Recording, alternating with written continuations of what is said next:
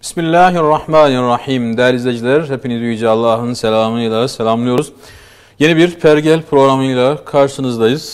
Stüdyoda Mehmet Zülküf Yel, gazeteci yazar hocam bizlerle. Yine Mehmet Zeki Ergin hocam bizlerle, gazeteci yazar. Hoş geldiniz. Hoş bulduk. Neyi konuşacağız? Birkaç konu var. Daha doğrusu çok konu var da işlerinden böyle seçmeye çalışacağız. Neyle başlayalım diyoruz. Dünya Kupası Katar'da başladı dün ve ilginç bir şey oldu. İlk defa oldu bu. Tabii hani ilk defa belki de bir İslam ülkesinde oynandığı için oldu ama başka ülkede olsaydı olur muydu? Mesela Türkiye'de olsaydı olur muydu? İlk defa bir İslam ülkesinde oynanıyor değil mi? Yanlış söylemedim. Belki tamam. Belki. O önemli değil ama güzel olan şey ne? Ona geleceğim. Katar İslami kuralları şart koştu. Yani mesela nedir bu kurallar dersek 8 statta oynanacaktı bu maçlar ve hiçbirinde mesela taraftarlara bira satılmayacağını duyurdu. Çok önemli. Ve Dünya Kupası kapsamında düzenlenen tüm etkinlik ve eğlencelere ezanla birlikte ibadet arası veriliyor. Tüm şarkı ve etkinlikler durduruluyor o anda. Yine bu sapkınların işte özellikle bu futbolu kullanmak istemelerine karşı da Katar ciddi tedbirler almış ve asla bu sapkın gruplara da izin verilmiyor. Yine gerek açılışta gerekse gelen izleyicilere işte Kur'an-ı Kerim gibi, hatta seccade gibi yine bir takım vaizlerin, dünyaca meşhur vaizlerin oraya getirilmesi, işte davet faaliyetlerinin yapılması gibi, açılışta Kur'an okunması gibi. Hocam yani çok müthiş bir şey. Şimdi futbol deyince hep böyle başkalarının dünyası diye görüyoruz.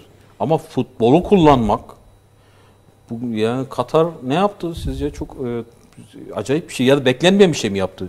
Buyurun sizden başlayalım. Evet, doğrusunu isterseniz bunu ben şahsen beklemiyordum. Fakat bu gibi turnuvaların şöyle bir özelliği var. Dünyanın farklı yerlerinden gelen ve farklı kültürlere sahip olan, farklı inanç ve düşüncelere sahip olan insanlar bir araya geliyorlar. Bir yerde birbirlerini tanıma fırsatı buluyorlar ve oradaki ortamı belki gittikleri memleketlere taşıyorlar. Dolayısıyla oradaki ortam, atmosfer neyse ondan haliyle etkileniyorlar. Orada bir etkileşim oluyor ve bunu gittikleri zaman da memleketlerine taşıyorlar. Katar'ın dünyaca ünlü vaizleri getirmesi, reklam panolarına hadisler falan asması, insanlara Kur'an-ı Kerim hediye etmeleri vesaire ve özellikle bazı sapkın akımların futbolu emellerine alet etmesine karşı almış olduğu tedbirler bu noktada son derece takdire şayan. Hocam içki, bira, evet, ki izleyicilerin özellikle batıdan yani gelenler sırf maçta içki içmek için geliyorlar. Yani artık onun nasıl bir hissi varsa buna engel olmak. Yani bu, hatta FIFA açıklama yaptı. Dedi yine 2-3 saat içmezseniz size bir şey olmaz filan gibi. Ya bu çok önemli değil mi? Evet. Bir yandan işin işte bu boyutu var. Bir de belki olaya şu açıdan da bakmak lazım. Bazen diyoruz ya para nelere kadir. Ben bir de olaya şöyle bakıyorum. Katar eğer bu denli zengin bir ülke olmasaydı, birçok ülkede yatırımı olmamış olsaydı, birçok ülkede finansal etkinliği olmamış olsaydı, alelade sıradan bir ülke olsaydı zaten bu etkinliği alabilir miydi? Buna ev sahipliği yapabilir miydi? Bunun ötesinde kendi isteklerini kabul ettirebilir miydi? Bakıyorsunuz ki Katar'ın taleplerinin kabul edilmesi noktasında bazı yetkililerin, hani Avrupalı bazı yetkililerin, sportif bazı yetkililerin yapmış olduğu işte kulis faaliyetleri vesaire, lobiler, bakıyoruz ki hani bunlar acaba hangi sayıkla yapılıyor, hangi güç onlara bunu yaptırıyor? Şüphesiz ki bunun arkasında herhalde Katar'ın sahip olmuş olduğu devasa finansal güç, yapmış olduğu yatırımlar vesaire, zannedersem bu etkili. Yoksa sıradan fakir bir ülke olmuş olsaydı herhalde kendisini yırtsaydı bile, ne kadar çabalasaydı bile zaten Avrupa'daki o FIFA yetkilileri vesaire bu anlamda bir lobi faaliyeti içerisine girmesi, bu anlamda istekleri yerine gelmesi, belki de bu organizasyon veto edilirdi veya dayatılırdı mutlaka. Bu kuralları, kaideleri kaldırınız. Yani çok az diyelim ki %10'u kabul edilse bile %90'ı kabul edilmez tarzda. Ama bakıyoruz ki kabul gören bir durum var. Yani ortaya diyorsun, ey para sen nelere kadirsin filan ama parayla beraber irade de sanki. Tabii burada evet yani ciddi bir irade. Onun yanı sıra karşıdakilerini buna kabulle zorlama demeyelim de kabul noktasında tabii orada işte finansal gücü göz ardı etmemek lazım ama burada ciddi bir irade ortaya konulduğu zaman bakıyorsunuz ki birileri de başka unsurlarla beraber bunu kabul etmek zorunda kalıyor ve eminim ki bunun sonuçları ciddi olacaktır, güzel olacaktır. Hatta yanlış hatırlamıyorsam 5.500-6.000 civarı o arada bir rakam telaffuz ediliyordu. Daha yeni etkinlikler başladığı halde bu kadar insanın hidayetle müşerref olduğundan falan bahsediliyordu. Yani bu önemli bir olay. Şimdi yarın bir de bu insanlar kendi memleketlerine gidecekler. Hidayete eren insanlar kendi memleketlerine gidecekler. O ortamı paylaşacaklar vesaire. Belki hayatlarında hiçbir şekilde o ön yargı kendilerinde kırılmaz iken yani böyle belki kendileriyle beraber mezara gidecek olan ön yargı adamlar normal futbol izlemeye gelmiş iken bambaşka bir atmosferle karşılaşıyorlar. Dönüşte başka bir halet-i ruhiye, başka bir fikirsel yapıyla gidecekler. Ve o ön yargılar kırılacak. Bu da toplumsal anlamda, davet anlamında, medeniyetlerin kaynaşması anlamında gayet önemli bir husustur diye düşünüyorum. Ya şimdi biz bazen hani kendi açımızdan bakıyoruz. İşte ezilmiş bir coğrafya, sürekli sömürülen bir coğrafya, sürekli bir şekilde zulmedilen bir coğrafya, etrafımız, biz neyse. Ve biz daha çok gündemimizi bununla görüyoruz. Yani nereden, kim öldü bugün, neresi bombalandı, ne oldu filan. Ama bir Arjantinli, bir Şilili, bir Brezilyalı, bir Uruguaylı, bir bilmem Kanadalı, bir sayalım yani yüzlerce sayalım. Bunların gündemi şu anda buradaki maç, buradaki kupa ve açıyorlar televizyonu heyecanla. İşte Brezilya'nın varoşlarında mesela açmışlar televizyonu, açılış, bakıyorlar Kur'an okunuyor. Bu nedir? İlk defa gördükleri bir şey. Orada bir Rahman suresi okuyor çocuklar. Bu nedir? Yani bu Rahman suresi de nedir? Bu Kur'an nedir? İlk defa gör. Şimdi bu devasa bir şey. Yani çok muazzam düşünülmüş bir şey. Buyurun. Şimdi Erbakan Hoca'nın da özellikle kırmak istediği yani halka benimsetmek istediği imajlardan bir tanesi şık giyimli, bürokrat, kravatlı ama ibadetlerine sadık. Yani abid, namazını camide kılan. Ve hatta bundan dolayı da gittikleri değişik yerlerde yani 2-3 ilde aynı namazı kıldığı şeklinde onunla ilgili spekülatif haberler de bazen gündem oluyordu. Şimdi bence Katar'daki bu şey en yani dikkat çekici tarafı bu. Yani şeriat denildiği zaman veyahut da işte içkinin yasaklanması, ahlaksızlığın yasaklanması. Bunu işte Afganistan gibi fakir, böyle kendi kendini beslemeye bile gücü yetmeyen, halkı açlığın pençesinde kıvranan ülkeler bunu yapar. Bunlar bir ütopya olarak şeriata sarılıyorlar veyahut da işte İslami kurallara sarılıyorlar. Ama lüks olduğu zaman bunlar hele bir zengin olsunlar, bunlar bir rahat yüzü görsünler, bir dünyayı o kendilerinin kaçtıklarını iddia ettikleri dünyayla bir yan yana gelsinler, görürüz onları gibisinden bir iddia var. Yani böyle bir daha doğrusu bir böyle inanış var. Ama şu an Katar yani bu küçük Arap beylikleri dediğimiz küçük devletler yani Katar'dır, işte Birleşik Arap Emirlikleri'dir, Bahreyn'dir ki bunlar şu an dünyanın en lüks devletleri. Yani şatafat olarak, yani refah düzeyi, hayat standartları en yüksek yerler. Şimdi hayat standartı en yüksek olan bir yer ve İslami kurallar, yani içkinin yasak, modern dünyanın bütün kurallarının orada hiç edilmesi. Bunlar gerçekten çok önemli. Ve şu an sizin de dediğiniz gibi şu an yani sadece oraya gelenler bu ortamla, bu atmosferle iç içe değiller. Yani şu an diyebilirim ki halkın %99.9'u gündemleri Dünya Kupası'dır. Ve sadece Türkiye'nin değil, bütün dünyanın.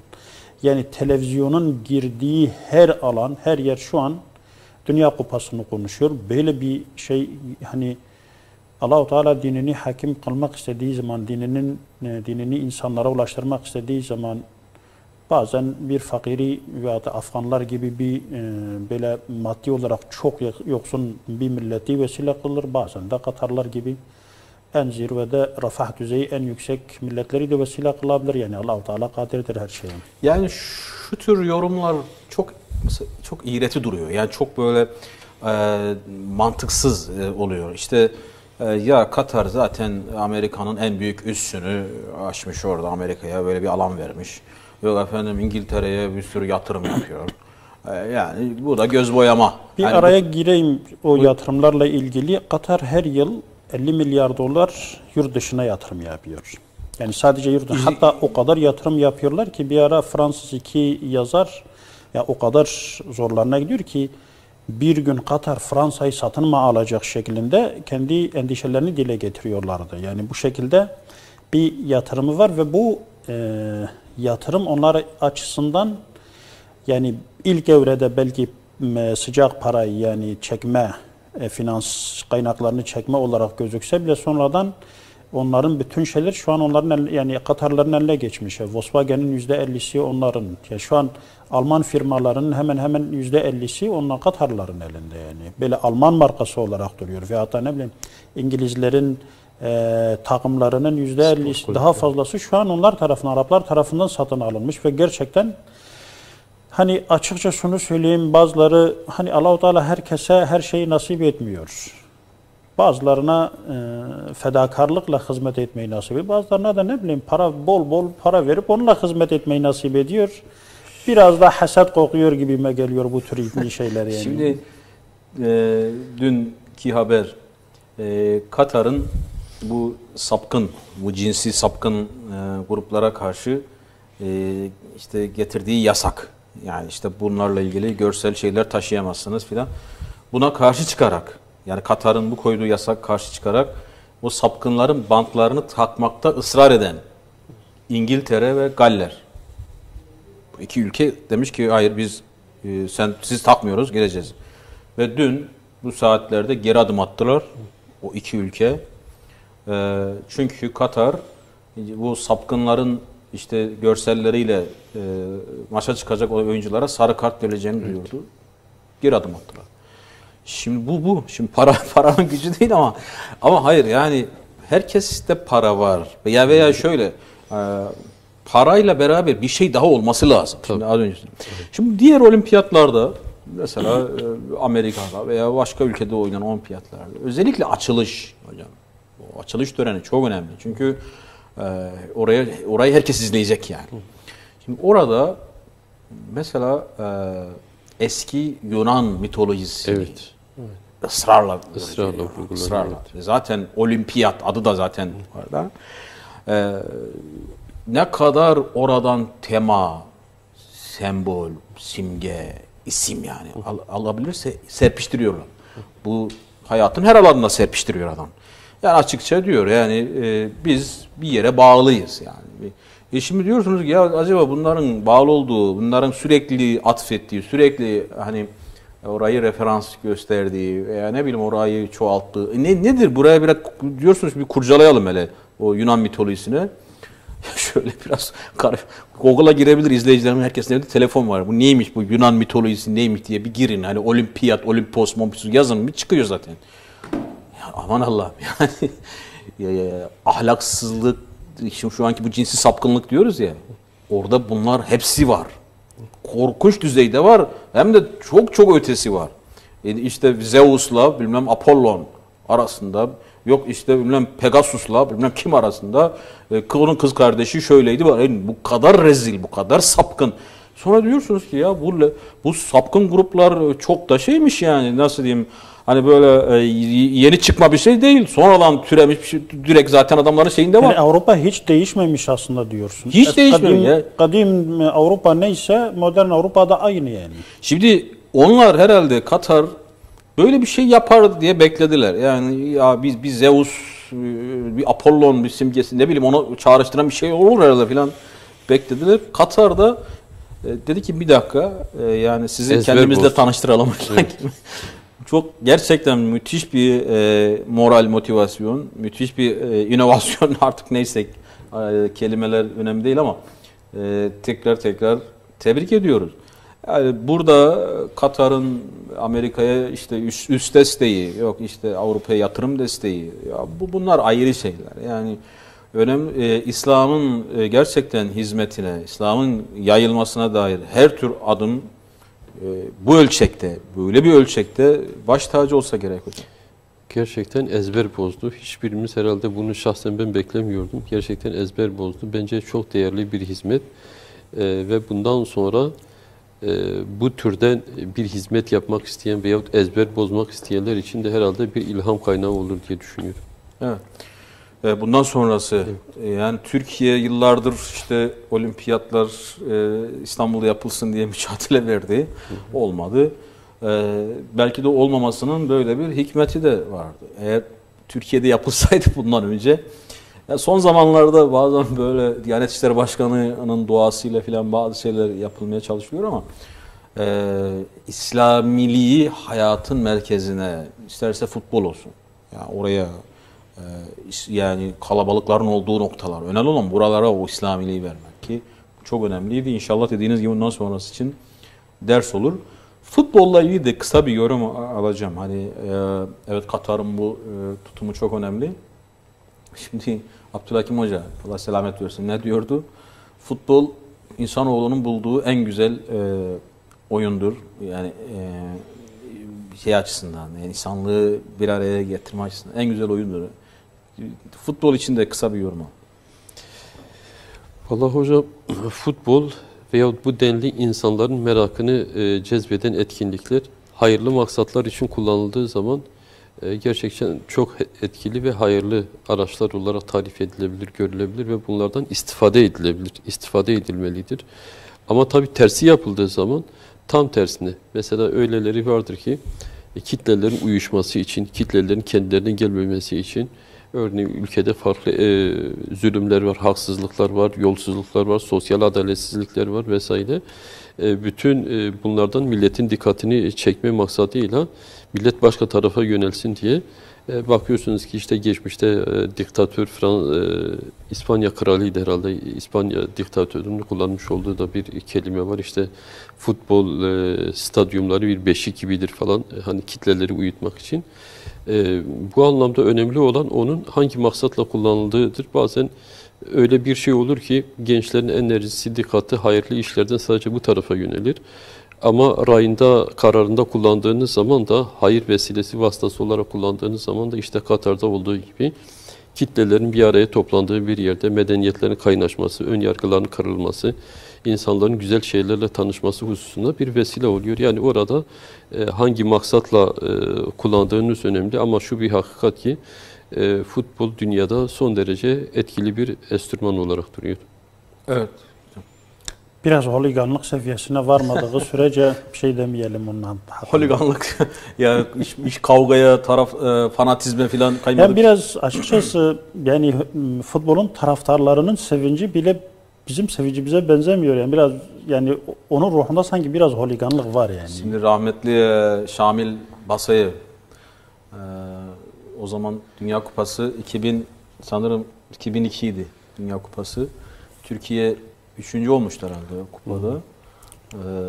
O zaman Türkiye maçlarını izliyorlar Çeçenistan'da. Kore'de oynanan evet. Dünya Kupası'nı evet, bahsediyorsunuz. O zaman Çeçenistan'da Şamil Basayev ve arkadaşlar Türkiye'nin maçlarını izliyor. Yani şeydeler, savaştalar. Şöyle bir şey, yani tabii ki dediğinize katılmamak mümkün değil de şimdi farklı insan kümeleri arasında, hatta birbirleriyle savaşan ülkeler arasında bile futbol ilginç bir şekilde bir bağlayıcı görev yapıyor. Yani şu anda bir ara hatırlarsanız İran ile ABD'nin maçı. İran ile ABD, onu diyecektim. İran ile ABD maçı. Ve hakemin kuralına diyorlar tamam. O diyor top taca gitti bak sen at. Tamam. O diyor tamam.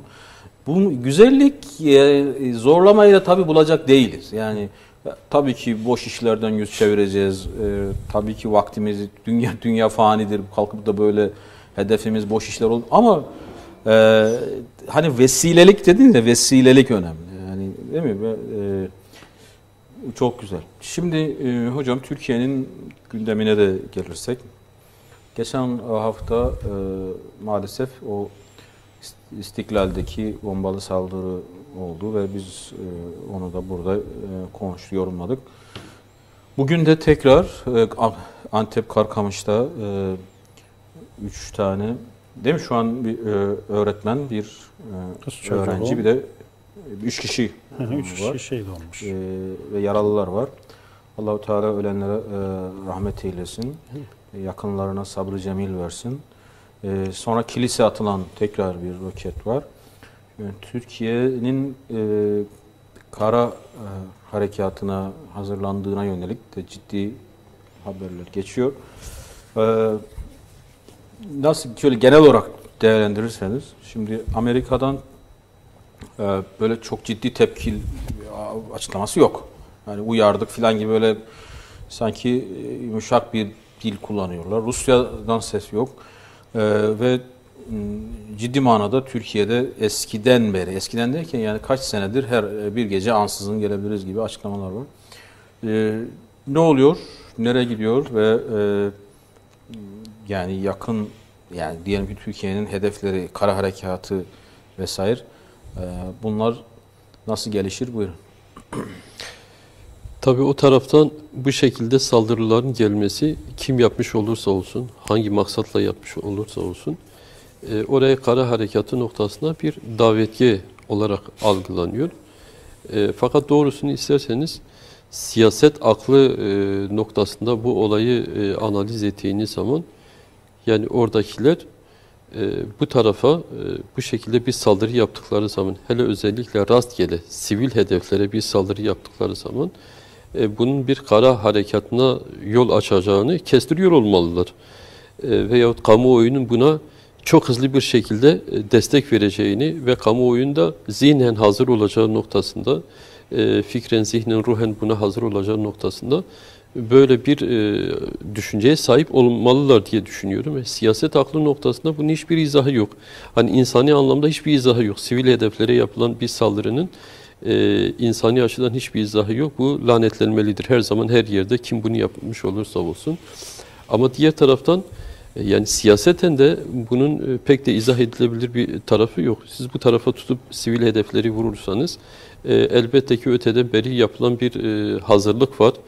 Dile getirilen bir hazırlık var ve sebepler aranıyor. Oradaki bazı hedeflerin gerçekleştirilmesi ve Türkiye özellikle belli bir derinliğe sahip 30-40 kilometre falan. 35 kilometre. Efendim? 35 kilometre. 35 kilometrelik işte bir derinlik çerçevesinde bir hat oluşturmaya çalışıyor ve bunun içinde bir vesile arıyor. Zeminin hazırlanması, zeminin hazır olması noktasında fırsat kolluyor, zaman bekliyor. Dolayısıyla böyle bir gerçek söz konusu iken elbette o tarafında, yani PYD tarafında bunu görüyor olması gerekir diye düşünüyoruz. Dolayısıyla burada acaba kendileri değil de başkalarının aklıyla mı hareket ediyorlar? Çünkü normalde basit bir siyasi hesap yaptığınız zaman bile bu hareketin yanlış olduğu görülecektir. Ama başkasının aklıyla mı, başkasının hesabı kitabıyla mı acaba hareket ediliyor ve bu şekilde hiçbir izahı olmayan terör eylemleri gerçekleştiriliyor. Rastgele sivil hedeflere roket, havan topu her neyse atılıyor. Dolayısıyla bu noktada bunlar böyle devam edecek olurlarsa Türkiye'nin oraya harekat yapma, orada kalıcı hale gelme, o önce koridoru oluşturma, daha sonra orayı tahkim etme, daha sonra da bunun devamını getirme noktasında meşru bir zemin oluşturmuş olurlar diye düşünüyorum. Ama her halükarda bunun akla sığan, siyaset matematiğine sığan herhangi bir tarafı yok. Dolayısıyla belki bazı şeylerin biraz daha netleşmesi lazım diye düşünüyorum. Ama bu haliyle bu şekilde devam ederlerse Türkiye'nin öteden beri beklemiş olduğu harekat zemini hazır olur. Hem kamuoyu açısından hem uluslararası hukuk açısından hem de devlet içerisinde bu olaya muhalefet edebilecek olanların da bir yerde önü kesilmiş olur. Yani onlar da böylesi bir ortamda hiçbir şeye muhalefet edemezler. Muhalefet ettikleri zaman kamuoyunda elbette ki tepki görülür. Çünkü ortadaki fotoğraf net ve bu da bir harekatı gerektirir şeklinde bir algı oluşur kamuoyunda. Dolayısıyla bekleyip göreceğiz. Ya şöyle çok uzun bir hat yani hem de sadece Suriye sınırı da değil. Öte yandan Irak'ta var. Şimdi bu uçaklarla yani hava yoluyla gerçekleştirilen operasyonlar 20 kilometre içeride deniliyor ama Irak'ta 140 kilometreden bahsediliyor. Yani 140 kilometre daha içeride. Şimdi bu kadar uzun bir hatta sadece Rusya yok ya, Amerika'nın da yani ki sonuçta YBG, SDG yani Amerika'nın kontrolünde veya işte müttefiki. Şimdi Türkiye'nin Amerika ve Rusya ile yani şimdi bu kara harekatı hava harekatından biraz daha hassas. Neler olmuş olabilir arka planda veya bundan sonra neler olacaktır? Yani Türkiye, Amerika, Rusya ilişkiler açısından olaya baktığınız zaman. Yani şimdi birincisi ne ABD'nin ne de Rusya'nın ciddi bir tepki göstermemesi, sanki Taksim'deki yani İstiklal Caddesi'ndeki olayın PKK tarafından yapıldığına dair önlerine konulan deliller hakkında yani böyle karşı itiraz edecekleri fazla bir şey yokmuş gibi. Yani o yüzden yani Türkiye'nin şu anki operasyonuna biraz mecburen göz yummak zorunda kaldılar gibi. Yani gösteren yani şey daha sonra mı tepki verirler? Tepkisizlikleri bunu gösterir. Yani gerçekten oradaki olayın PKK tarafından yapıldığına bunlar da kani olmuşlar ki bugün Almanya'nın bir açıklaması vardı. Yani işte İstiklal Caddesi'ndeki olayın PKK tarafından yapıldığına dair sunulan iddialar ciddi iddialar diye bir açıklaması olmuştu Almanya'nın. Dolayısıyla yani Türkiye gerçekten ciddi deliller önlerine koymuş. O yüzden fazla itiraz edemiyorlar. Bana öyle geliyor. Yani arka plandaki bir anlaşmadan ziyade bence PKK'nın yapmış olduğu yani PYD adı altında yapmış olduğu eylem PKK'nın müttefiklerinin elini kolunu bağladı. O yüzden fazla itiraz edemiyorlar. Bana öyle geliyor. Bu bir. Şimdi bir iddia şu mesela bu PYD tarafından yani Suriye tarafından Türkiye'ye fırlatılan roketlerle ilgili olarak işte hani bazıları MİT mi yapmış yani devletler bu tür şeyleri yapmıyor değil yapıyorlar. Fakat bir yerleşim alanlarını hedef almıyorlar. Sembolik olarak herhangi bir yere fırlatıyorlar. Bu bir. Bir de hani evet yani bu Türkiye'nin saldırısını meşrulaştırır.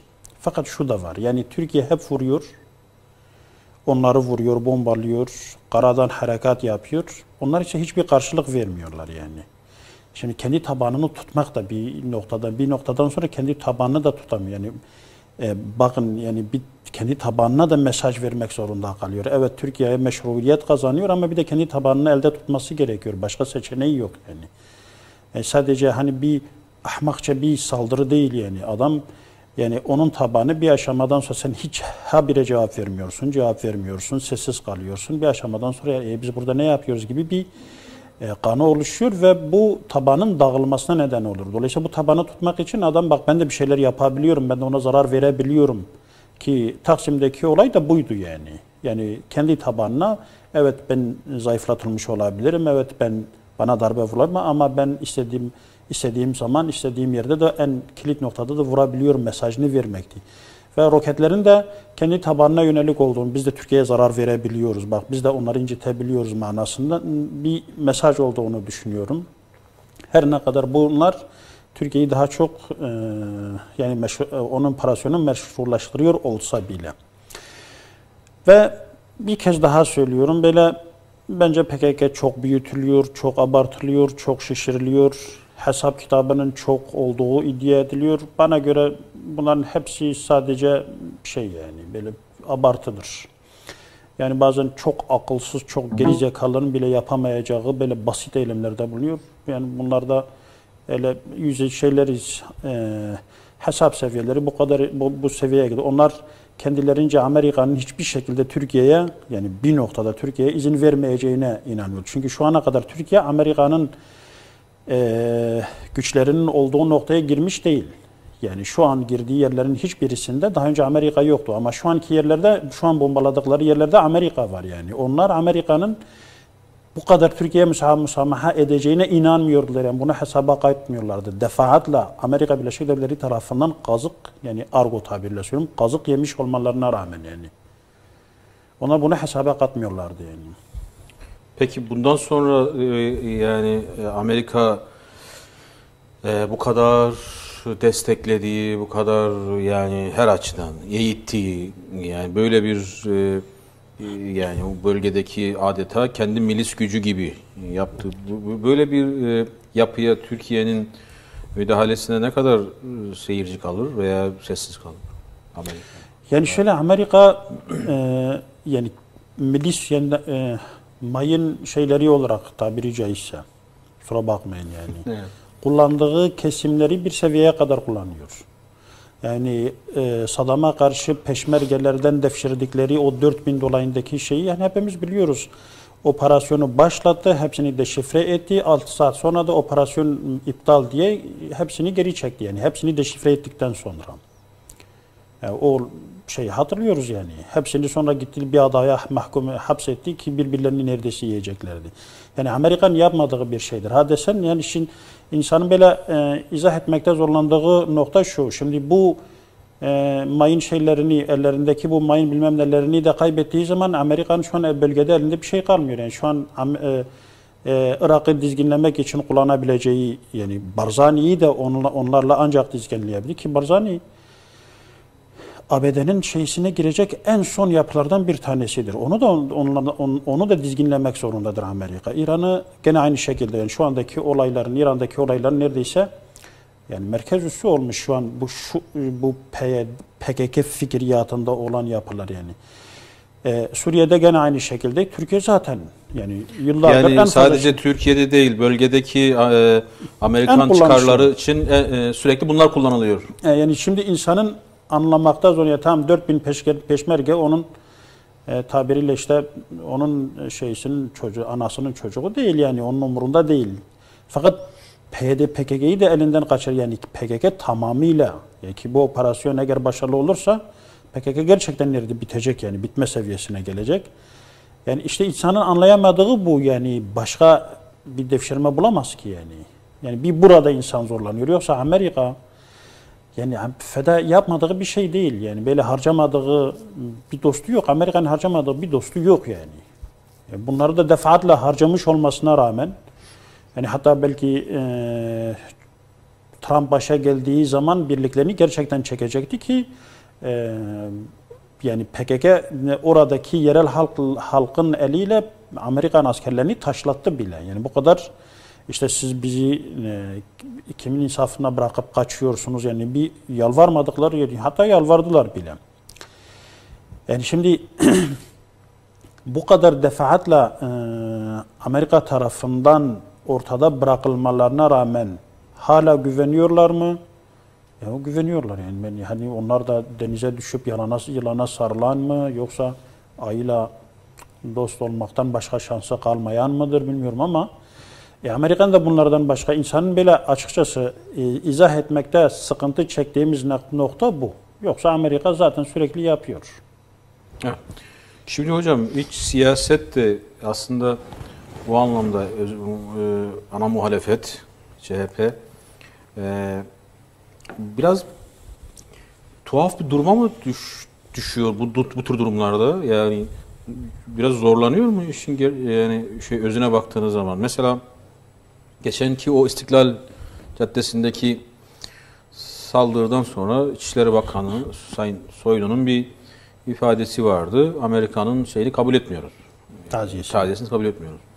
Hemen arkasından birkaç kişi, bu mesela CHP yanında yer alan, böyle bir açıklama nasıl yapılır? Yani bu kesinlikle özür dilenmelidir filan diye açıklama. Şimdi yani şu kara harekatıyla beraber Amerika'nın ciddi rahatsızlıkları muhtemelen dile gelecektir. Yani şu anda pek gelmedi ama. Dışişleri Bakanlığı sadece işte oradaki Türkiye'nin oraya müdahalesinin ciddi sonuçlar doğuracağını biz de defaatle Türkiye'ye hatırlattık diyor. Sadece böyle bir uyarı. Peki yani Amerikan veya Batı dünyasını sürekli böyle hani incitmemek, küstürmemek gerektiğini düşünen Türkiye'deki tırnak içinde bazı siyasetçiler bu nasıl bakacaklar bu olaya? Öncelikle hani şunu belirtelim. Evet, diplomasinin kendisine göre bir dili var, kendisine göre has bir üslubu var. Fakat bazı şeylere muhalefet ederken de yok diplomaside şöyle bir üslup takip edilmeli derken de tamamen kendi memleketinin aleyhinde olacak olan bir noktaya düşmek de muhalefet yapma değildir. Tam tersine muhalefetten bir şey anlayamama demektir. Yani nasıl muhalefet yapılır bunu bilememe demektir. Şimdi Türkiye eğer oraya bir harekat yapacak olursa bunların tavrı ne olur? Kamuoyunun zorlamasıyla elbette ki bazı yerlerde muhalefet etmekle beraber veyahut bazı itirazları olmakla beraber mecburen birçok yerde destek verme durumunda kalacaklar. Yoksa iktidara değil de devlete muhalefet etme gibi bir konuma düşeceklerinden dolayı bunların pozisyonları halk tarafından, insanlar tarafından sorgulanır. Çünkü siz yurt içi bir sorundan dolayı muhalefet ettiğiniz zaman insanların bakış açısı farklıdır. Ama yurt dışı bir olay söz konusu olduğu zaman insanlar siyasi partilerden farklı bir refleks beklerler. Yani milli bir duruş beklerler. Daha böyle birlikteliği çağrıştıran, ülkenin politikalarına sahip çıkan bir duruş beklerler.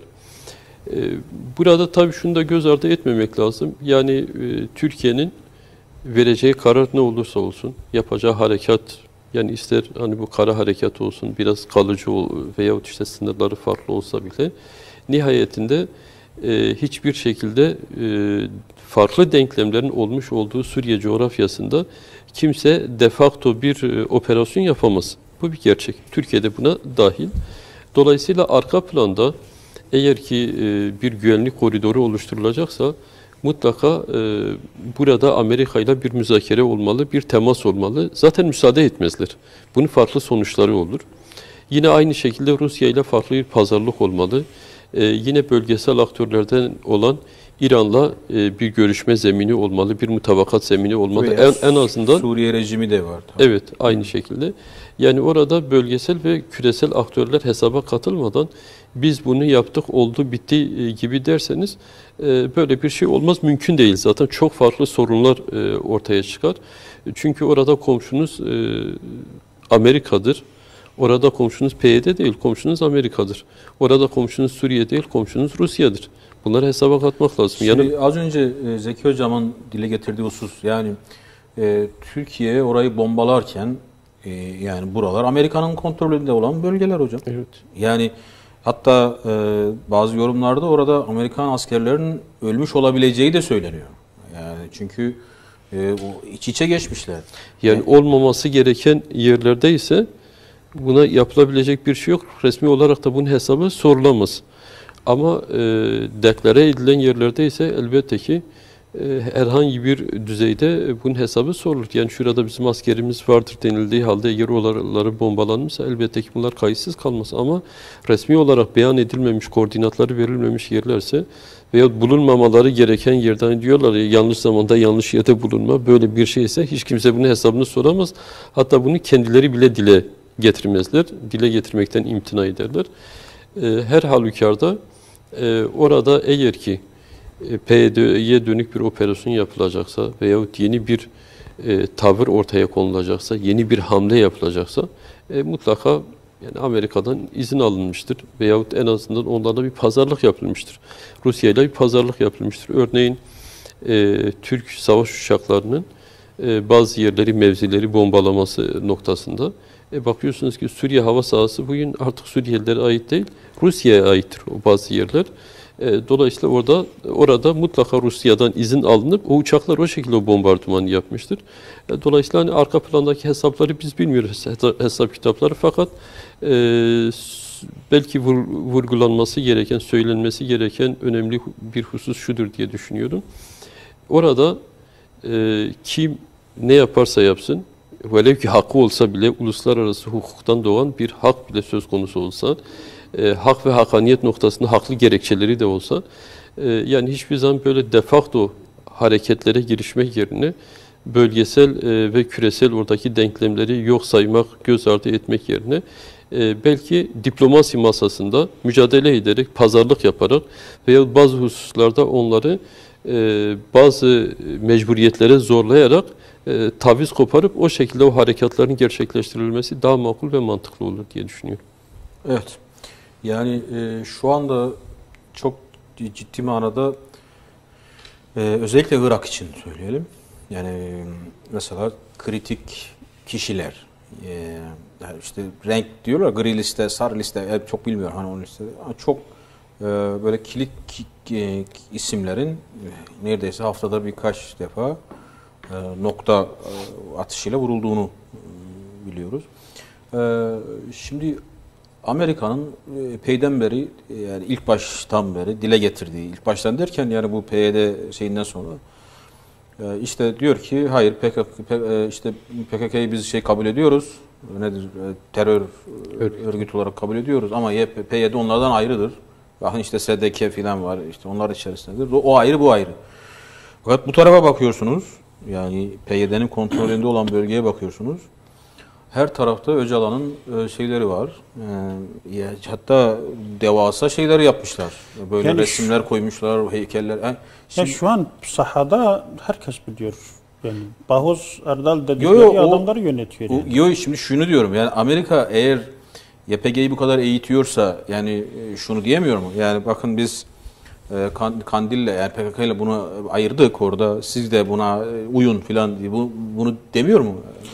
Yani zaten her yanılmıyorsam en fazla böyle Amerika'nın şu an zorlandığı nokta o.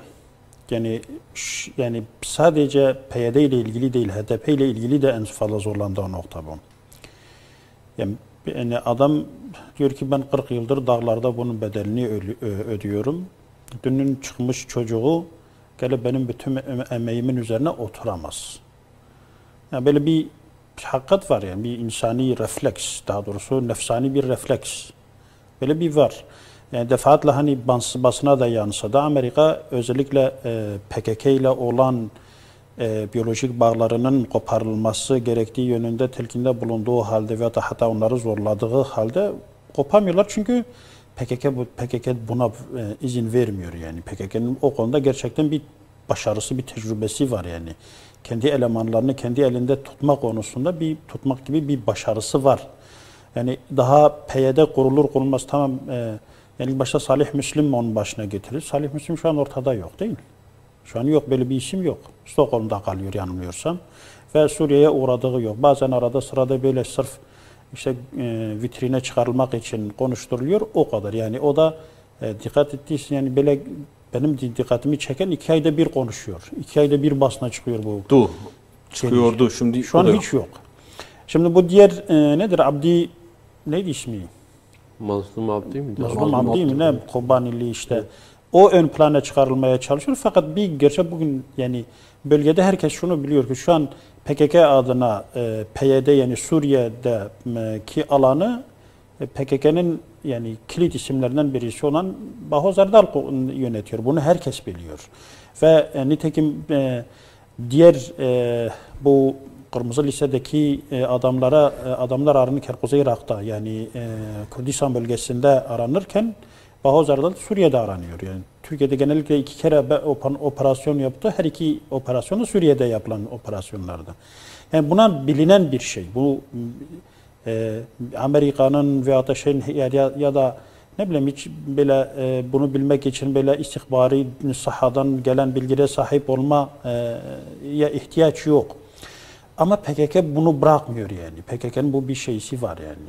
Yani HDP'nin de tek başına hareket etmesine müsaade etmiyor. PYD'nin de yani PKK'yı yöneten insanların böyle bir gücü var yani. Şimdi HDP deyince hemen tabii her zaman olduğu gibi HDP'den yani bu şeyi durdurun diye açıklama yapıyor. Yani işte her tarafa sesleniyorlar bu işte operasyon durdurulsun falan diye.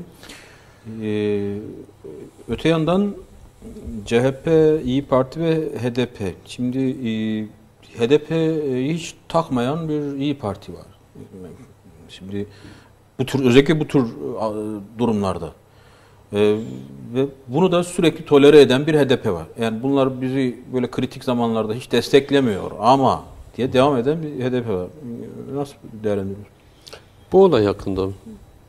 Mesela bu olayda HDP diyor ki bir şeyler yapın, durdurun, ne bileyim araya girin falan. İyi Parti de diyor ki biz destekliyoruz hani bu tür şeyleri. Öte yandan da HDP'nin desteğiyle bir şeyler oluyor sonuçta siyasette. Nereye gidiyor? Tabii HDP'nin bundan başka bir açıklama yapması beklenemez. Nihayetinde PKK'nın siyasi koludur. Bu gibi durumlarda ortaya koyması gereken bir refleks var. Ve hatta silahlı unsurlar, PKK'nın silahlı unsurları, yani teşkilatın omurgasını oluşturanlar, böyle durumlarda HDP partiyi daha fazla böyle ileri hamle yapmaları gerektiği noktasında zorluyorlar. Yani diyorlar ki işte kifayetsizdirler, bu noktalarda yetersiz kalıyorlar. Bir yaptırımları, kamuoyu oluşturmaları, bu noktada bir etkileri yok kabilinden zaman zaman gelen suçlamaları da var. Yani tabii bir partinin, bir örgütün siyasi kanadı elbette ki böyle durumlarda böyle bir refleks, böyle bir tavır ortaya koyar. Bunun siyasi karşılığına gelince siyaset kaypak bir zemindir. Her an her şey olabilir. Dün dündür, bugün bugündür veyahut o iş ayrı, bu iş ayrı kabilinden. Ve Türkiye siyasetini de önümüzdeki yani kısa süre içerisinde kritik bir seçim beklediğini hatırlayacak olursak bu noktada partiler herhalde fazla da birbirlerini incitmemeye çalışıyorlar. Şimdi HDP milletvekili ismi neydi? Dokunulmazlığı kaldırıldı en son. Semra Güzel mi? En son değil mi? Dün, evet, evvelki gün mü? İyi Parti'nin şeyiyle kaldırıldı yani desteğiyle kaldırıldı öyle diyelim. Yani şimdi herkes tabiri caizse hocam bir parti diğer partinin durduğu yeri ve bu duruşuna mukabil olarak da bazı reflekslerini tölere etme ihtiyacı hissediyorlar. Yani bu şurada duruyor. Söylemin böyle, tabiri caizse çok böyle ileri noktalara gitmediği müddetçe şu daire içerisinde bunu tölere edebiliriz şeklinde oturmuş bir anlayış var. Dolayısıyla da fazla sorun yapmıyorlar diye düşünüyorum. Evet. Şimdi birkaç konu daha var. Market ki bugün Cumhurbaşkanı'nın da Sayın Erdoğan'ın da böyle bir açıklaması var. Doğru Haber Gazetesi'nin de manşetiydi.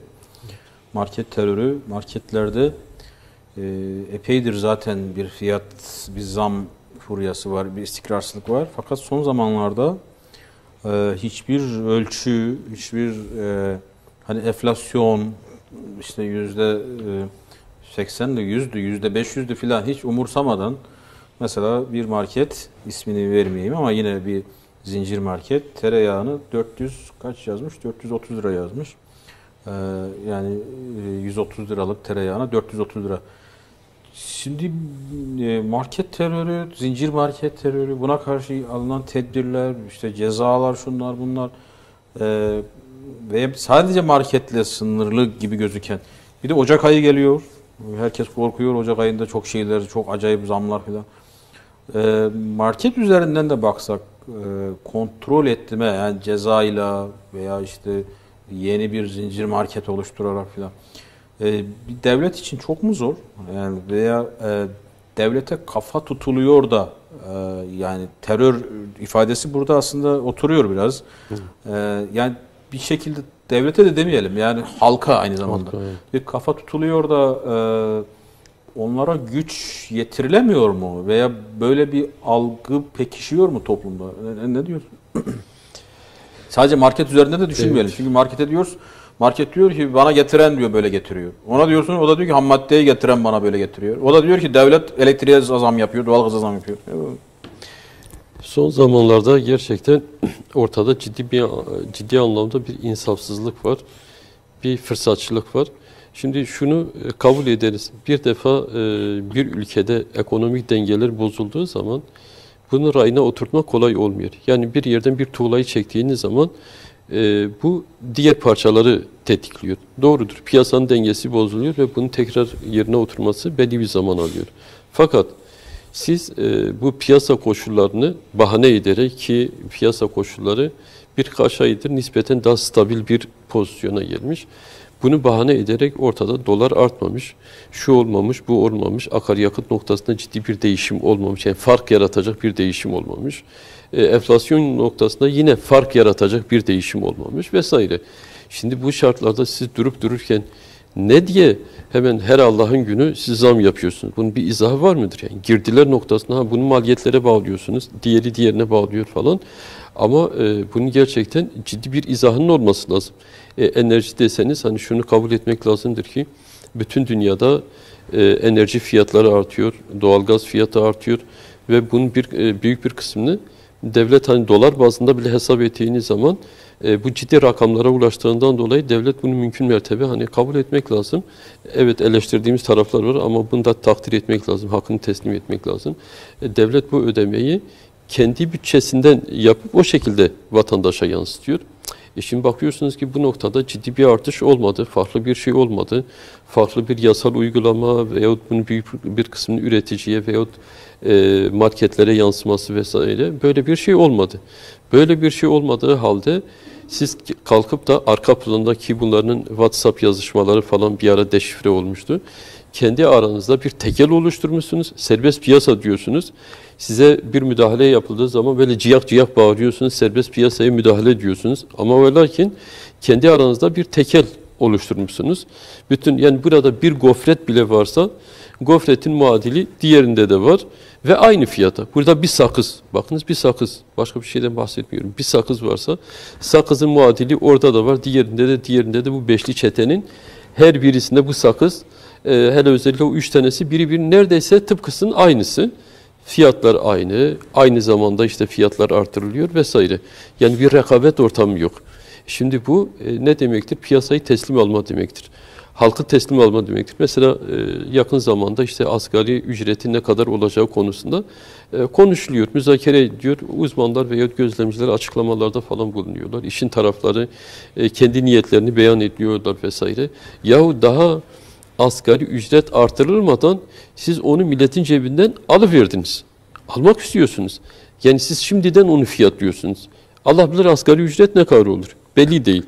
Bir şeyler konuşuluyor, işte bu asgari ücret artırılsın da vatandaş bir nebze olsun, işte bir nefes alsın diye. Yahut da vatandaş nefes almadan siz vatandaşı gırtlaklıyorsunuz. Yani dolayısıyla bunun bir izahı yok. Yani işte bana getiren toptancı, satıcı, üretici yüksek getiriyorlar. Hepsi aynı adam hocam aslında. Nasıl hocam? Hocam şeyini bitirmedi de. Estağfurullah, buyurun. Ben istedim.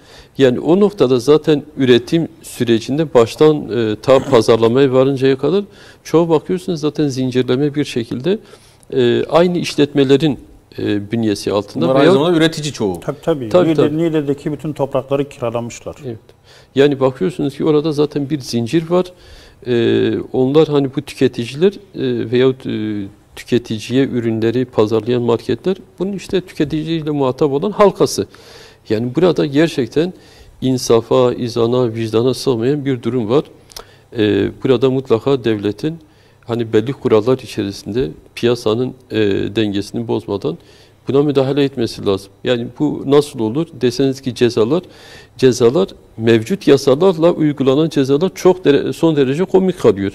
Yani diyelim ki öyle bir ceza kesiyor ki toptan sadece bunların bir şubesinin bir günlük cirosuna ya denk gelir ya denk gelmez.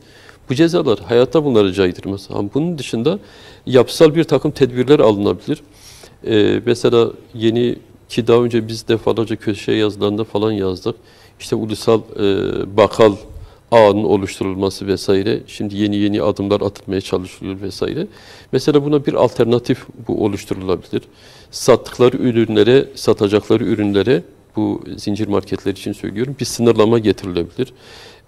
Mesela küçük yerlerde sadece bunlardan mesela diyelim ki mantar gibi türemişler. Örneğin diyelim bir ilçede bakıyorsunuz şurada var, burada var, burada var falan. Bir taneyle sınırlandırılabilir. Veyahut İstanbul gibi yerde bakıyorsunuz bir cadde üzerinden. Caddeyi baştan sona kat ettiğiniz zaman aynı markanın şubelerinden bakıyorsunuz bazen 2 tane bazen 3 tane olabiliyor ve bu farklı markalar da yan yana market açtıkları halde, şube açtıkları halde bunlar çalışıyorlar. Yani bu noktada sınırlama getirmek lazım. Ürün sınırlaması getirmek lazım, şube sınırlaması getirmek lazım ve belki zaman kısıtı getirmek lazım vesaire. Buna benzer tedbirler alınabilir ve eğer ceza kesilecekse de ciddi anlamda bir ceza kesilir ve herkes bilir ki arka tarafta ciddi bir oturum ve müzakere olduğu zaman bu insanlar ciddi bir şekilde hesaba çekildiği zaman zamanda Putin'in Rusya'ya destek olması için Rus oligarkları çağırıp masaya oturtması ve onları Rusya'ya destek noktasında malların bir kısmını devlete vermeleri noktasında bazı hususlarda mecbur tutması gibi çağırabilirler. Ciddi bir şekilde bunlarla konuşulur, edilir.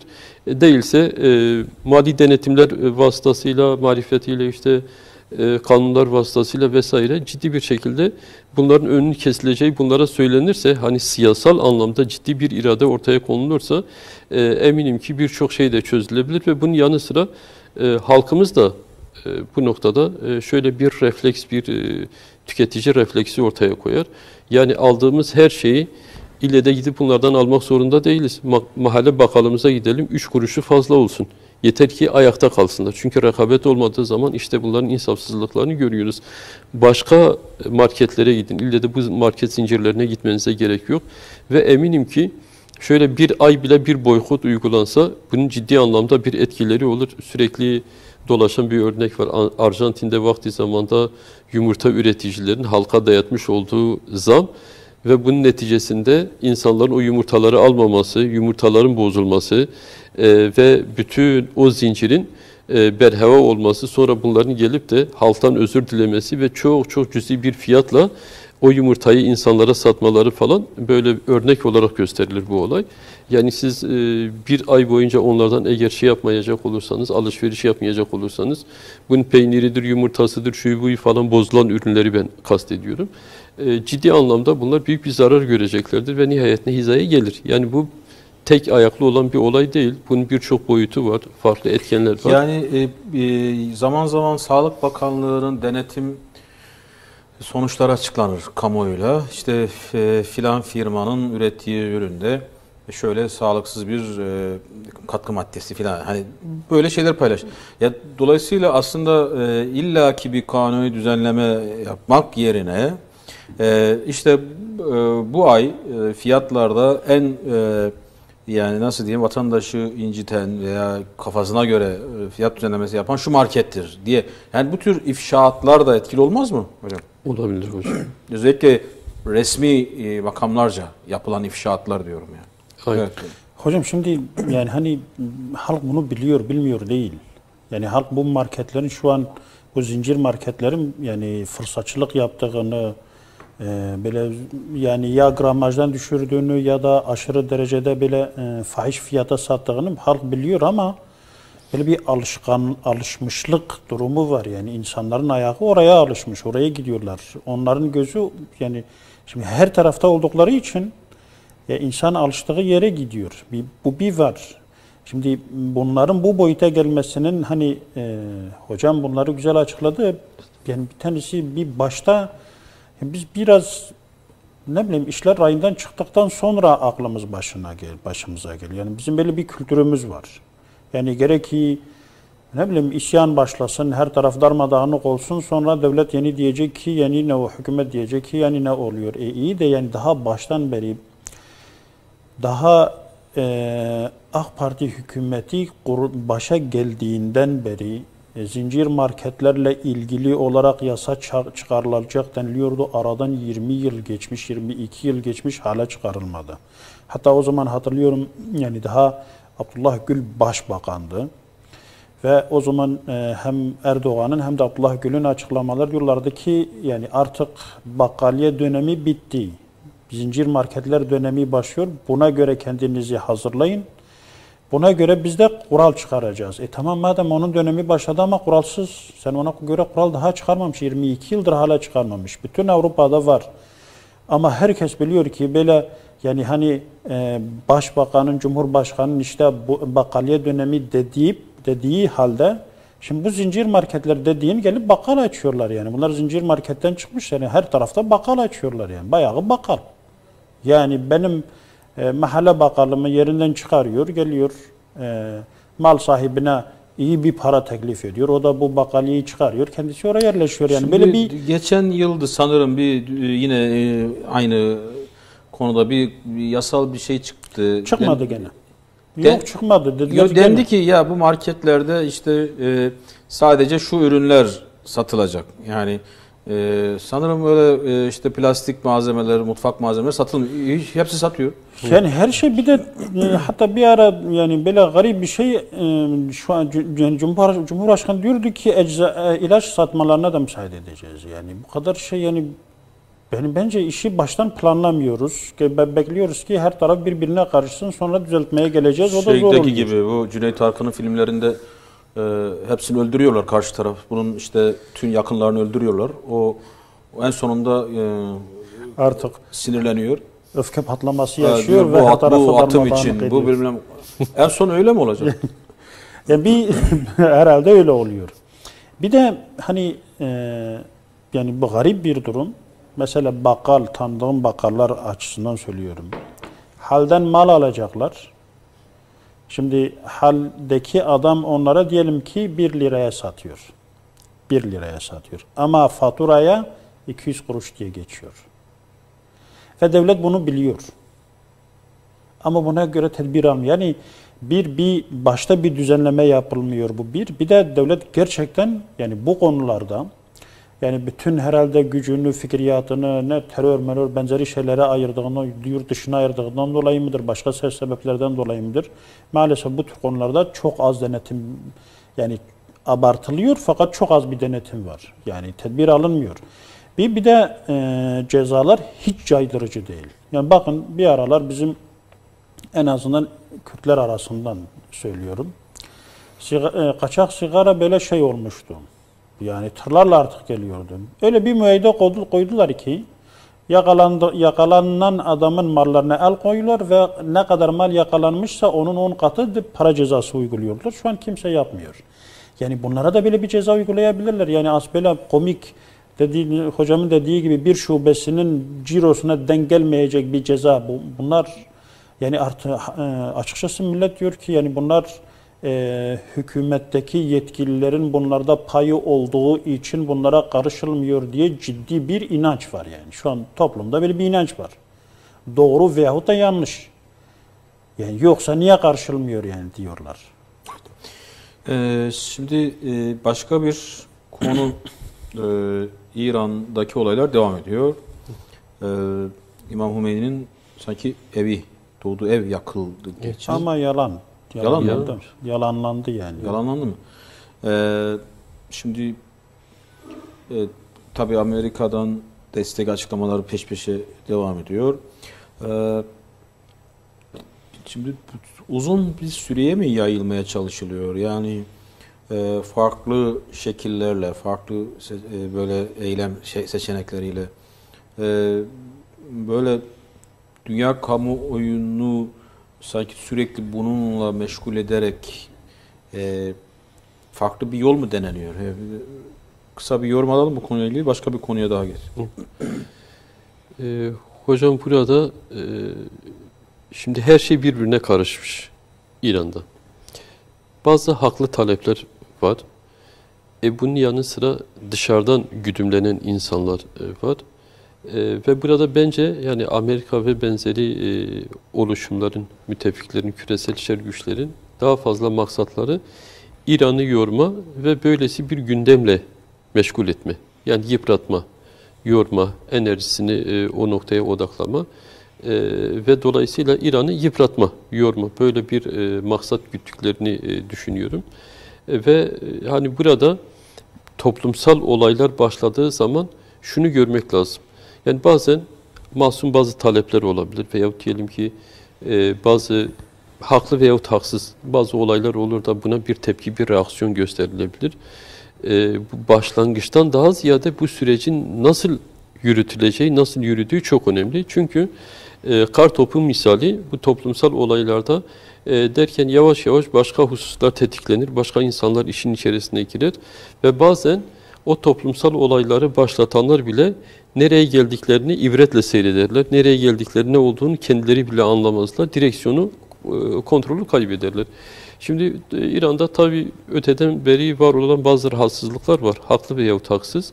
Böylesi bir durumda söz konusu olduğu zaman herkes bunun içerisine yer alıp da kendi talebini dile getirme, sesini yükseltme ve hakkını alma noktasında, haklı veyahut haksız, o hakkını alma noktasında böyle bir refleks içerisinde olma ihtiyacı hissediyor. Ama burada Amerikan yoğun bir müdahalesinin olduğu, yönlendirmesinin olduğu, desteğinin olduğu açık.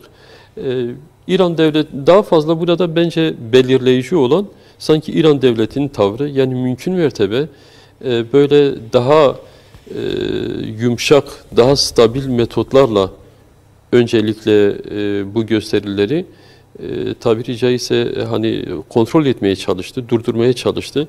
Hatta o bazı yetkililerin müdahalelerinde veyahut vermiş olduğu kararlarda can kaybıyla neticelenen olaylarda onlar hakkında soruşturma başlatıldı, görevden alınmalar vesaire. Fakat işin boyutu farklı noktalara gittikçe yavaş yavaş İran devleti de sertleşmeye başladı. Farklı metotlar, farklı yöntemler. Burada hani bence her geçen gün dışarıdan daha fazla müdahalelerle bu olaylar daha fazla körükleniyor. Bunun mukabilinde de devlet hani böyle İran devleti açısından söylüyorum.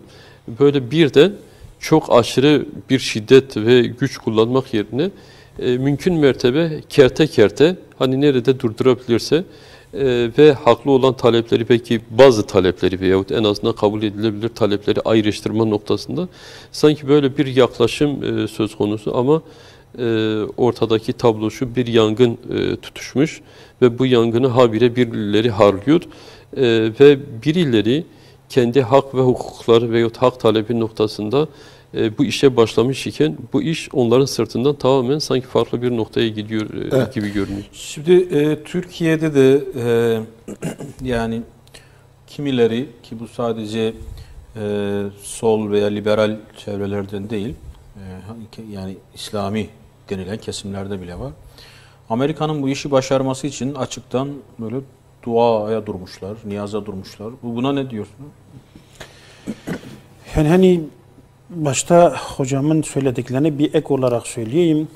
Hani İmam Hümeyni'nin doğduğu ev yakıldı şeklindeki şaia da hani şu an gösterilerden ziyade daha çok sinir uçlarıyla oynayarak halkı galayana yani karşı tarafı kendi yani protesto gösterilerini yapanları değil de karşı tarafı galayana getirme hedefi var.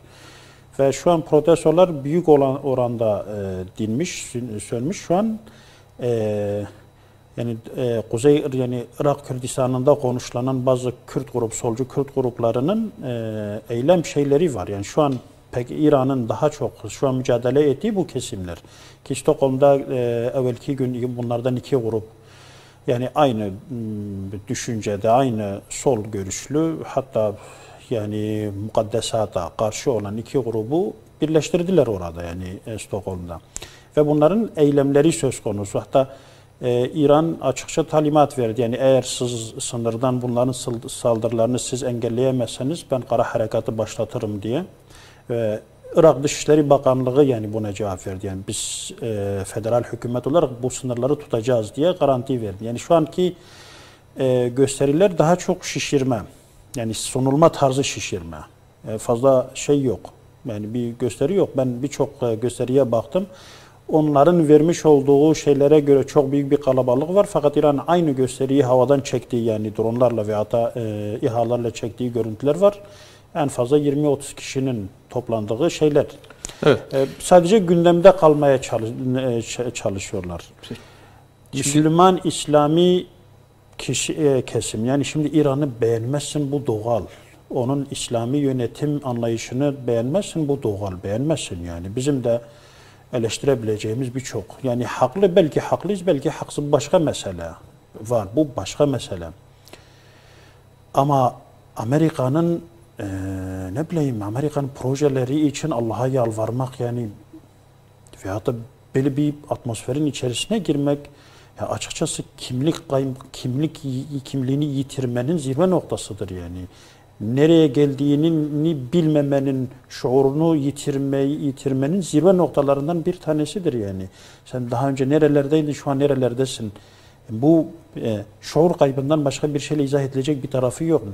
Yani bir Türk olarak eskiden tarih boyunca İran'la bir çekişme, yani Fars kültürüyle bir çekişme olabilir. Olabilir yani. Bu doğaldır yani. Ama sen de bu coğrafyanın çocuğusun. Fars olan da eğer Türk olarak işliyorsan, eğer Müslüman olarak, yani Sünni bir Müslüman olarak işliyorsan, gene sen bir şekilde birleşiyorsun bununla. Ama Amerika dış bir unsur, yabancı bir unsur.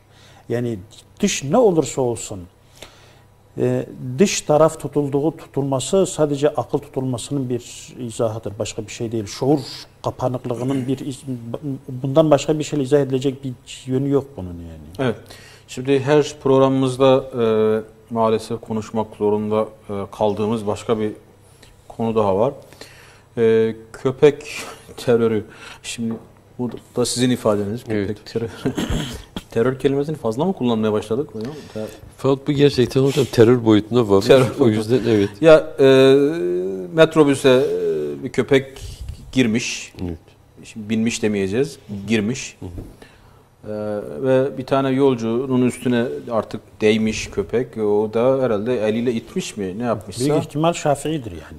Ya yani ve o metrobüsteki yolcular o adamı linç etmişler, atmışlar metrobüsten ve köpeği korumuşlar. Evet. Ve ne büyük bir alkış almışlar. Yani evet. İşte İstanbul falan, bazıları bunu böyle alkışlıyorlar. Ve köpekler can almaya devam ediyor. Daha geçen hafta burada o maalesef kuduz ile değil mi can veren evet. O yavruyu konuştuk. Daha yine dün bir apartmanın içerisine giren köpek çocuğu parçalıyor. Bebek küçük çocuğu parçalıyor. Cumhurbaşkanı Erdoğan'a söyleniyor. Sayın Erdoğan diyor ki bakanlarıma talimat verdim deniyor. Daha önceden de benzer talimatları vardı. Ve belediyelere talimat veriliyor. Fakat ortada çok da elle tutulur bir şey yok. Ve bu rahatsızlık toplumda bu kadar aleni, bu kadar açık olduğu halde ki siyaset Türkiye'de topluma dayalı yapıldığı halde, yakında bir de seçim olduğu halde, ya neden çözülmüyor hala? Evet. Öncelikle hocam şunu belirteyim, bu gerçekten artık terör boyutuna varmış. Yani köpek teröründen öte, bugün köpekleşmiş zihniyetlerin terörü diyelim. Sizin özetlediğiniz gibi metrobüste bir vatandaş hani anayasal çerçevede seyahat özgürlüğü var. İnsani anlamda seyahat özgürlüğü var. Ve burada köpeği istemedi diye o vatandaş metrobüsten indiriliyor ve köpek orada bekletiliyor ve köpeğin fotoğrafları falan çekiliyor. Sanki çok iyi bir şey yapılmış gibi. Bakın hocam burada, araya gireceğim, kusura bakın. Şimdi kanunen toplu taşıma araçlarına hayvan kafesin dışında girme izni var mı yani normalde? Şu anda son sanki İstanbul Büyükşehir Belediyesi'nin öyle bir şeyi var. Böyle bir kanun çıkarma yetkisi var mı bunun? Yani? Kanunla değil de herhalde alınan bir kararla şu an binebiliyor. Tamam. Yani yanında köpek de binebilir vatandaş yani. Sizden evet. Buyurun. Estağfurullah. Ve yine aynı zamanda işte bir vapurda çekilen bir fotoğraf var. Köpek gitmiş orada koltuğun üzerine oturmuş. Vatandaşların yanında. Belli ki bir vatandaş da rahatsız olmuş. Oradan kalkmış. Yani orası sadece köpeğe kalmış. Şimdi bazı şeylerde ifrat ve tefrit noktasından kaçırmamak lazım. Her şey kuralında olmalı, adabına uygun olmalı. Evet, bizim kültürümüze ve medeniyetimize göre hayvana şefkat gösterilir. Ve göstermeliyiz de, hayvan korunur. Ama bu şekilde değil. Bu şekilde değil. Hayvan insan mertebesine çıkarılarak, insanın canı riske edilerek, çocuklarımızın canı riske edilerek hayvan sevgisi gerçekleştirilemez. Bunlar çok istiyorlarsa Bunlar hayvan barınaklarına toplatılsınlar. Gitsinler hayvan barınaklarında hayvan bakıcılığı yapsınlar. Ben daha fazla dikkatimi çeken husus şu. Böyle bakıyorsunuz bazen sosyal medyada böyle tweet atanlar vesaire. Daha fazla böyle tuzu kuru dediğimiz kesim. Yani çocuğu hep servisle okula giden, kendi köpeği aşılı, küçük minik bir köpek. İşte köpeği evde besliyor vesaire. Gidip dışarıdaki sokak köpeğine biraz mama falan verdiği zaman herhalde o sokak köpeklerini kendi evindeki bir köpekle karıştıracak kadar basiretsiz. Ve kendisi arabasına gidip geliyor. Köpekle bir şekilde köpeğin tehdidiyle muhatap olmuyor. Vaktinde zamanda gidip geliyor. Yani hiçbir şekilde o köpek tehdidine maruz kalmadığından dolayı, çocuğu köpek tehdidine maruz kalmadığından dolayı bu noktaya biraz daha böyle üstenci bir şekilde bakıyor, tepeden bakıyor ve sürekli hayvanları kolluyormuş gibi gözüküyor. Oysa ki bu artık gerçekten terör olarak ifade edilebilecek bir boyuta geldi. Burada diyelim Cumhurbaşkanı vakti zamanda dedik işte belediyelere talimat falan verildi. Madem böyleyse belediyeler bunları eğer toplamıyorlarsa, kısırlaştırmıyorlarsa, gereken tedbirleri ve önlemleri almıyorlarsa bu noktada özellikle sivil toplum kuruluşları veyahut hukuk kuruluşları o belediyeler aleyhine dava açsınlar. Hele özellikle orada bir vukuat meydana gelmişse mutlaka bir değil birçok dava teker teker açılmalı ve eğer burada bir karar çıkacak olursa eminim ki bu emsal olarak gösterilecek ve başka yerlerde de aynı şekilde dava açılacak. Yani belediyeler aleyhine yoğun bir şekilde dava açılmalı, protesto eylemleri yapılmalı ve milletin temsilcileri olduğunu söyleyen milletvekilleri ve yetkililer nezdinde girişimler olmalı vesaire. Yani bir şekilde bu sorunun hal olması için yani Avrupa'da veyahut diyelim ki işte hani medeniyetin beşiği olarak Avrupa'yı falan gösteriyorlar ya. Avrupa'da böyle köpekleri alıp sokaklara mı salıyorlar? Hayır. Ben gitmemişim ama gidenlerin anlattığı, beyan ettiği kadarıyla orada böyle bir tablo, böyle bir manzara yok. Yani diğerleri nasıl bir tedbir alıyorsa siz de aynı şekilde bu tedbiri alınız. Sokaklarda artık öyle olmuş ki hatta geçenlerde bir köpek eğitmeniyle röportaj falan yapıyordu. Akla ziyan bir beyanda bulunuyordu. Ve şöyle diyordu yani ilginç bir şekilde diyor ki köpeğin yanından geçtiğiniz zaman köpekten izin almanız lazım. İzin almadığınız için saldırıyor. Evet, izin almadığınız için saldırıyor. Şimdi bu her hafta bunu konuşuyoruz ve herhalde böyle giderse yani inşallah programımız devam ettiği sürece konuşacak gibiyiz maalesef. De bir konu var. Onu atlamayalım süremizin son dakikalarında. Radyo Televizyon Üst Kurulu Başkanı Sayın Ebubekir Şahin